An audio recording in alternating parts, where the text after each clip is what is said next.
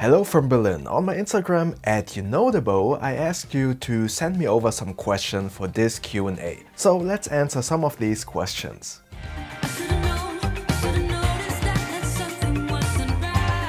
What's your near future tech purchase plans? I actually would love to have a new phone.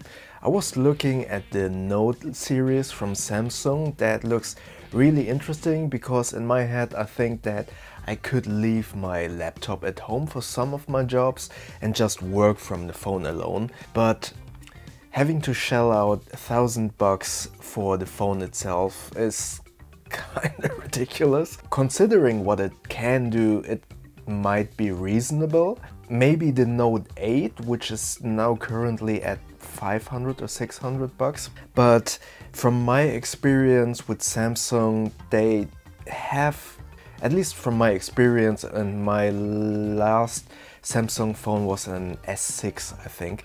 The track record with their updates for their software security updates was really slow and almost bad. So I'm not sure how Samsung has evolved in terms of updates until now. So if they have gotten better, then maybe I get a Samsung. I was always happy with LG phones, but mine is getting really slow and I'm not really sure if I will continue to stay with LG. OnePlus is also really interesting because as far as I know, the software updates are really good or fast, but the camera is actually not as great as I want it to be. So maybe the OnePlus 7 will be a better choice to get. Furthermore, the new camera, I'm currently filming on the Sony a63,000 and there's a new camera, the 64,000. Oh, I'm sorry, the 6300 and 6400, not 1000. That camera looks pretty good, but I'm not sure if the upgrades in that camera actually justify an upgrade because this camera is still running great.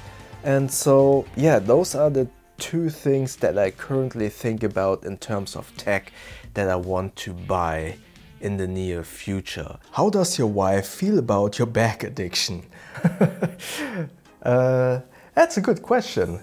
I think my wife at first was kind of confused by the fact that I'm so into bags, but having traveled a few times with me now and seeing all the benefits of a proper bag and proper packing with packing cubes and also like reducing the amount that you're packing made her see that this is actually not that stupid. Stupid is the wrong word. She never said that it was stupid, but it is odd.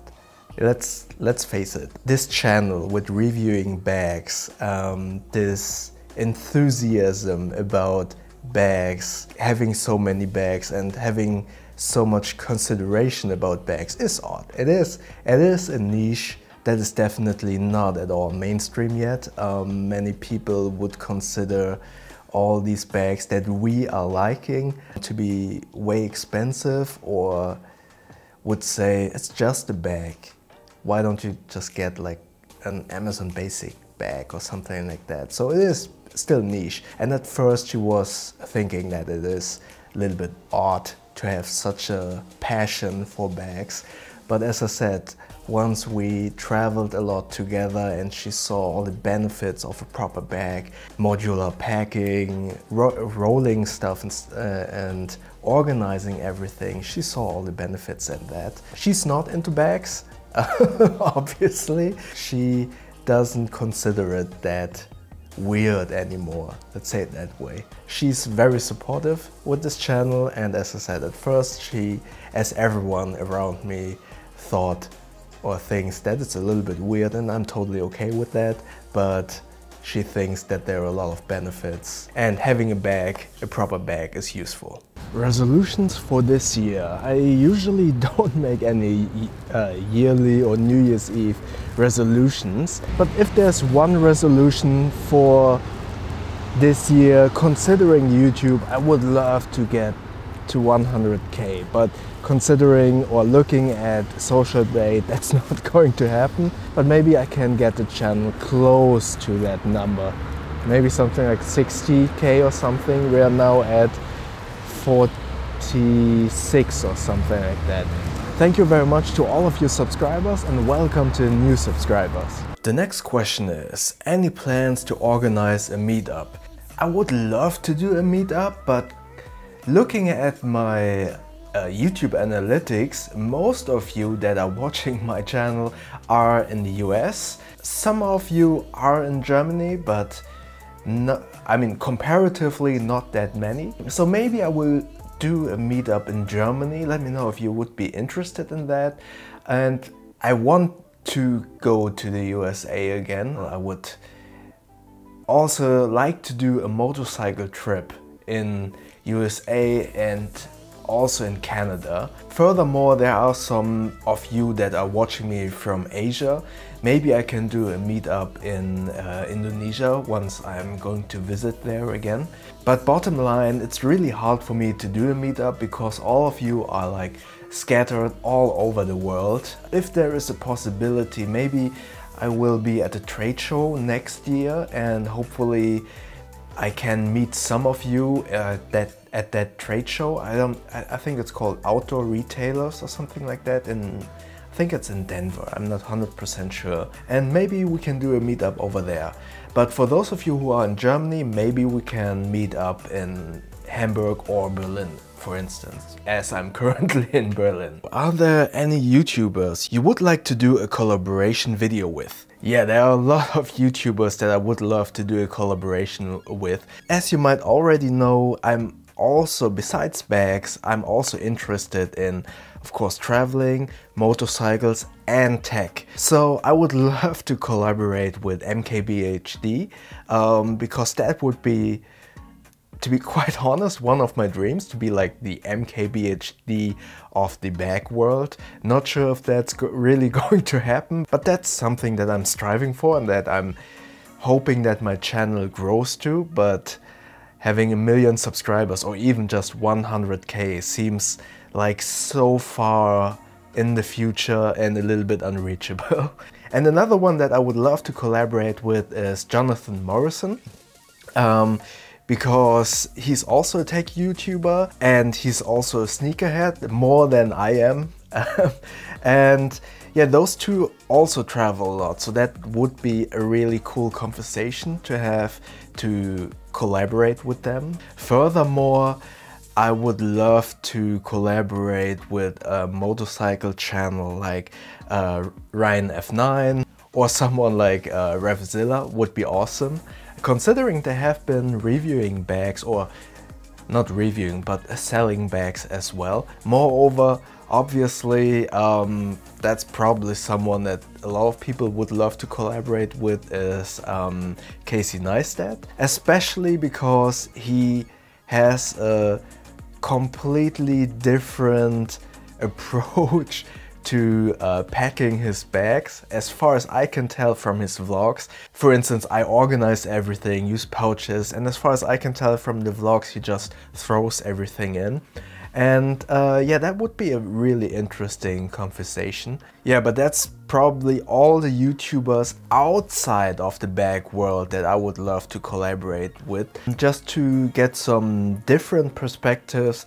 Or let's say, I would love to collaborate with YouTubers outside the bag world to get more people on board or aware of the world we are living in, which is the bag enthusiast world. Bags are still a niche product. Not many people are like into bags. So collaborating with YouTubers outside of this space would bring new people into this space, which is beneficial for all of us because more people will get bags, more people will buy bags, companies will expand their customer base and therefore create new products and stuff like that. So if you have any YouTubers outside of the bag world, like as I said, MKBHD, Jonathan Morrison or Casey Neistat for instance, then the best way is probably if you as their viewers write them in the comments, hey, why don't you collaborate with Bo or something like that.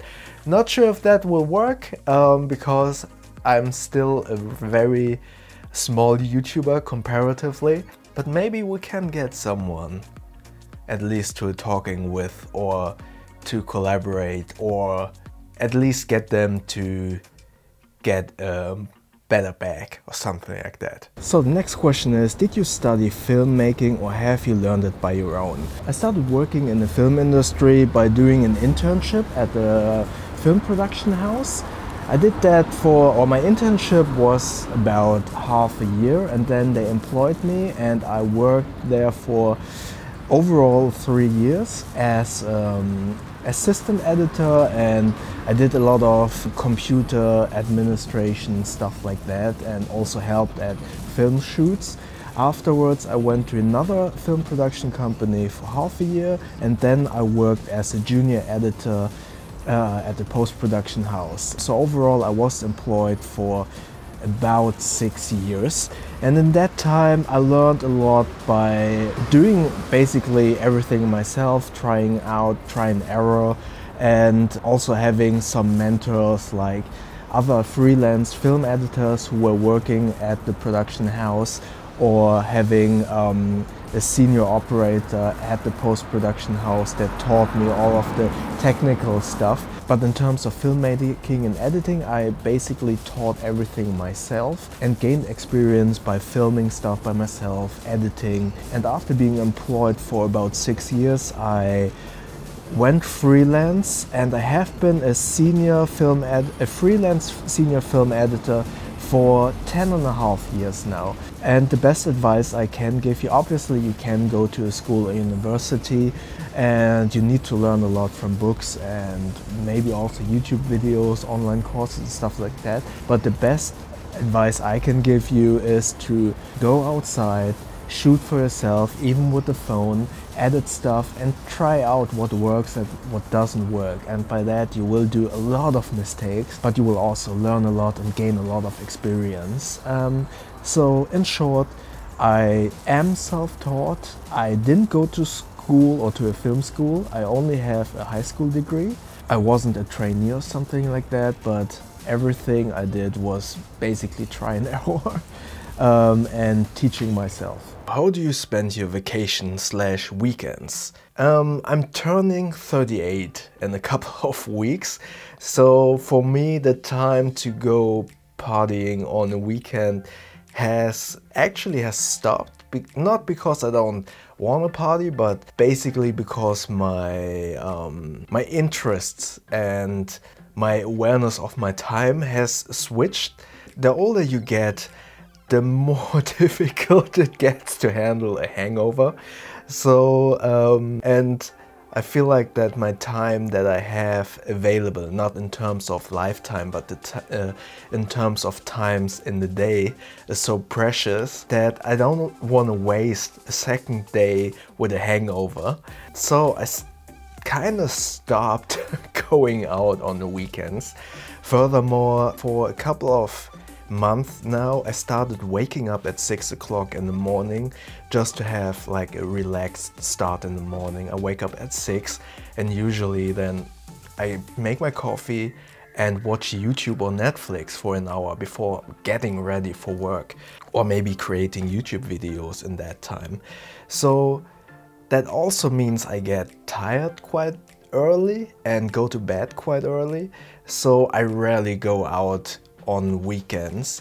What I do for my free time, I go eating or go for a small drink with my wife or friends and spend the day creating YouTube videos, because YouTube is my hobby and my passion project. So I allocate a lot of time for that besides working as an editor. Also, during the day I like to ride my motorcycle a lot, which is at the moment not that much because it is winter, it is slippery on the streets, there's a lot of salt, so I'm not riding that much, but usually I ride a lot during the day when there is no traffic jams. That's what I do at the weekends, or in my free time. As a freelance editor or as a freelancer in general, you don't have weekends. You are basically available whenever your client needs you, and whenever the client doesn't need you, you basically have a weekend, be it on a Monday, Tuesday, Wednesday, or whenever in the week. Oh, it's so cold. What to bring on a budget trip around Europe? Yeah, as you just heard, it is really cold. Right now I'm in Berlin for a business trip. It's winter, so it's really hard for me to tell you what to bring on a trip overall, because it really depends on where you're going, what time of the year it is, and how you pack. For instance, I'm in Berlin now, it's winter, it's cold, so I have to pack a lot of clothing for very cold temperatures. When you're traveling in the summer, it will be very easy to pack because you basically only need like t-shirts, but no sweaters, maybe one sweater. But in winter you have to bring so many types of clothing to keep warm. And if you're on a business trip like me, you don't want to go, or at least I don't want to go to the office with the same clothes. So I usually bring lots of clothes to change outfits or rotate outfits, so it doesn't look like I'm wearing the same clothes every day. But if I'm on vacation, I don't bother like to have so many different types of outfits because no one is there to judge me basically. So that's really hard to answer. It really depends on your location, on the time of the year, and on your packing style. Some of you are able to do like one bag traveling. I'm currently testing this Chrome modal carry-on backpack, but this is basically all equipment, and all my clothing are in a separate rolling case or rolling bag. So honestly, I get lots of these questions how to pack for a trip, but that's really difficult to answer for me because everyone packs differently and has different needs. The best advice that I can give you is to determine what kind of climate there is, then gather all the items that you want to pack and lay them in front of you on the ground. Then you will see how much items you have, and that you can usually cut by at least 1/3. We tend to overpack. Every one of us tends to overpack. Maybe if you're really experienced, then you already know that you don't need that much. But usually we tend to overpack, and therefore once you lay it out all in front of you and you have an overview of everything that you think you want to pack, then you can see, okay, that's way too much. And you can usually cut around 1/3 of all the items that are laying in front of you. Cut that, and then you can start rolling up your clothing and packing everything. And usually that's still too much, but that's probably the easiest advice that I can give you in terms of packing. Can we get your top 5 wish list for bags? So I guess you're asking which bags I'm looking for or are on my wish list that I want to review or check out this year. The bags that I'm looking to get or to review or to test, not in a particular order, are the Triple Odd Design Axiom bag, which is available I think in 24 and 18 liters. I wish there was a 20 or 21 liter version, but if I can test one of the two, I'm probably going to test the 24 liter version because it has the 15-inch laptop compartment. Another bag that I would love to review and that has been on my wish list for a very long time is any of the Peak Design backpacks. I feel like everyone has already reviewed or tested that bag, and I haven't even seen that bag in person yet. Another bag that I would love to test out and that I just have received is the Boundary Supply Errand backpack. I haven't tested it yet because I'm currently testing the Chrome Modal series, and I have just watched the Facebook Q&A live stream from Boundary Supply, and I've read through a lot of comments on their Facebook, on their Instagram and on their Kickstarter. And if you don't know, let's say, to simplify it a bit, there have been a lot of delays. As far as I understand, there is a lot of frustration from the Kickstarter backers, and to be quite honest, understandably so. As far as I can tell from the comments and from the Kickstarter, I'm not sure if I will go into details about that issue on the review of the Errand backpack itself, but I might going to mention that. But I will concentrate on the quality and features of that bag. But yeah, as I said, I've read all the comments on the Kickstarter on my channel as well. Many people were asking me about the Errand backpack and my opinion about that. And I'm currently filtering through all the comments that I can find on the Kickstarter and on Facebook. And I'm probably going to re-watch the Facebook live stream just to be as much informed as possible. For the lack of a better word, it's a bummer that all of this was happening on the Boundary Errand backpack Kickstarter, and I can totally understand all of the frustration from a customer side of from a customer's point of view. But yeah, I need to inform myself a little bit more about the situation, what was going on there, and then I will see if I will address that in the review itself. But I usually do my reviews based on the product itself and not about all the, let's call it, politics and stuff like that and issues that happened during the Kickstarter process. Yeah, those were 3 bags, and right out of the top of my head I can't name a particular bag that comes to my mind, but riding season with my motorcycle will start pretty soon. So I'm looking forward to get a new motorcycle bag. The updated Life Behind Bars Peloton with this, I think it's called Eclipse fabric, which is black but has a lot of reflective components inside. That's pretty interesting. Oh, maybe I would love, to be quite honest, I would love to test the Tumi backpack that Casey Neistat is using. Not because I think that it looks good, I don't like the style of it, but I want to see, is Tumi worth it? Is the price worth it? And yeah, I just wanted to know why he is using that bag. It does look pretty big and he apparently gets a lot of stuff in there. Yeah, I would love to test that. But yeah, I don't know if I can get a Tumi bag for a review. Let's see. Thank you very much for watching this rather long Q&A video. I'm sorry that I wasn't able to answer all of your questions. As you can see, only selecting these few questions resulted in a very long video. But yeah, thank you very much for sending me all of your questions. And I hope that you know that you can always contact me via the comment section or via Instagram, and I will try to answer them as fast as possible. Since this video is already so long, I'm not gonna show any of the previews of my Patreon only videos at the end of this video. It's already long enough, but if you want to support this channel, you can go to Patreon. And like always, if you have any more questions, please comment below. And if you enjoyed this video, click the like button. And please feel free to subscribe to my channel and click that little bell icon so you won't miss the next videos. Thank you very much.